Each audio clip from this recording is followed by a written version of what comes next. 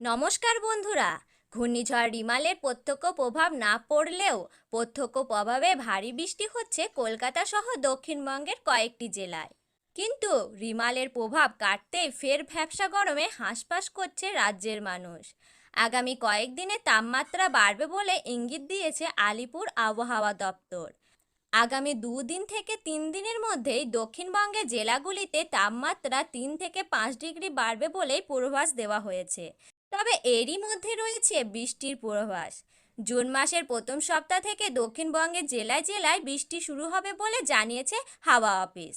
মে মাসের শেষ দিনেই বৃষ্টি হতে পারে বলে জানানো হয়েছে। শুক্রবার থেকেই দক্ষিণবঙ্গে কয়েকটি জেলায় বজ্রবিদ্যুৎ সহ বৃষ্টি নামতে চলেছে। রবিবার পর্যন্ত এই পরিস্থিতি চলবে।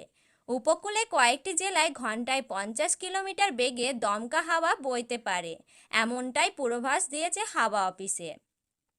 বুধবার সকাল থেকে কলকাতায় আকাশ মেঘলা, অতি হালকা থেকে হালকা বৃষ্টির সম্ভাবনা রয়েছে। বুধবার কলকাতায় সর্বনিম্ন তাপমাত্রা ছিল 29.4 ডিগ্রি সেলসিয়াস।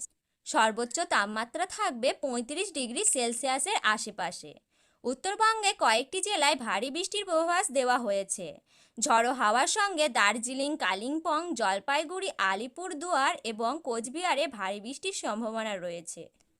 তো বন্ধুরা, এই রকম গুরুত্বপূর্ণ আপডেট পেতে হলে অবশ্যই আমাদের চ্যানেলটিকে সাবস্ক্রাইব করে রাখবেন এবং পাশে থাকা বেল বাটনটি অল করে রাখবেন। ধন্যবাদ।